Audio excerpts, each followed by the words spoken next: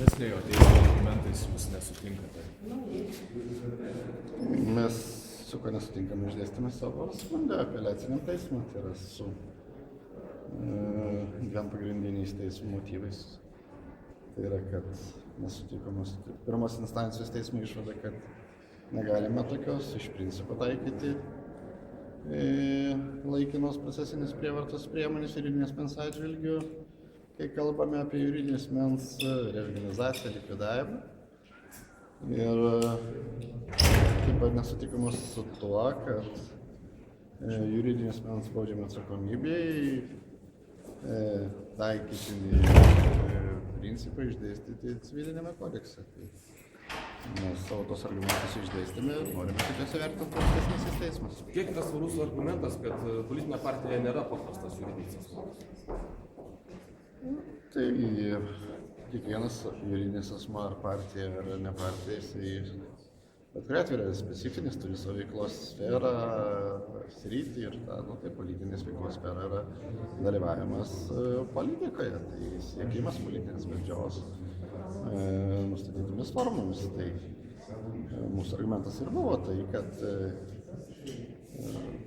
siekis reorganizuoti, sukuriant naują juridinį asmenį, tai taip pat yra politinės veiklos forma, kuri gali būti ribojama.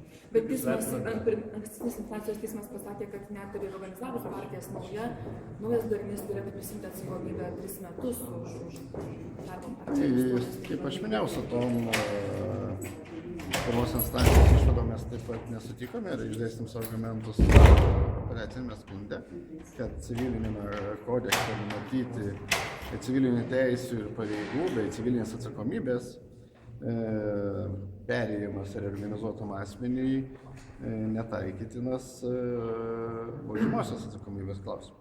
Tai galbūt mes neteisūs, galbūt aukštesnysis teismas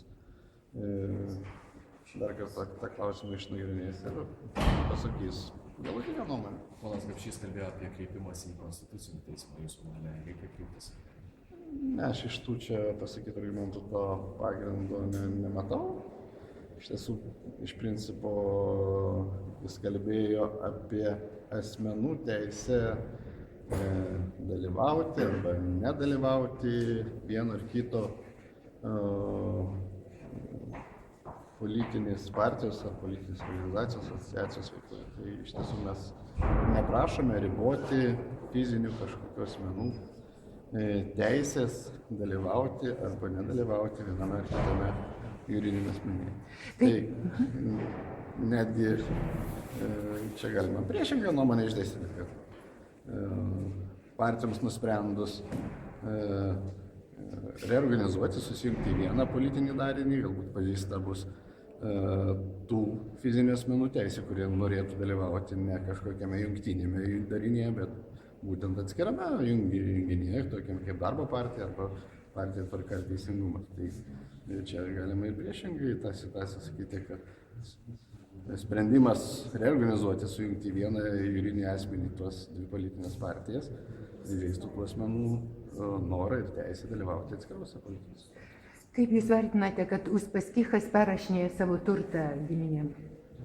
Šiame baudžiamame procese nėra taikomi kažkokie apribojimai kaltinamųjų fizinių asmenų turtai, kadangi pagal kaltinimus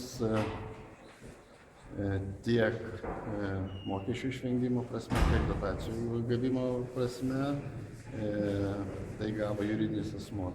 Tiek dotacijas gavo juridinis asmuo, tiek mokesčių išvengė juridinis asmuo. Ir šiame procese yra pritaikyti apribojimai būtent juridinis.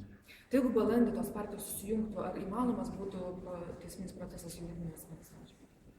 Tai manau, kad mes turime palaukti šiandieninio skundo nagrinėjimo rezultatų ir apeliacinio teismo išvadų. Tai jeigu aukštesnysis teismas bus to paties nuomonės kaip ir pirmos instancijos teismas, kad juridinės asmens organizacija nekliūtis reorganizuoto juridinės asmens baudžiamai atsakomybė ir galima priimti prieš šį nuosprendį, tada tai nebus kliūtis. Bet vertinamas visą bylos kontekstą, jūs manot, kad darbo partijos gynyba galėtų bandyti išnaudoti tą argumentą ateityje? Na, tai jau kitas juridinis.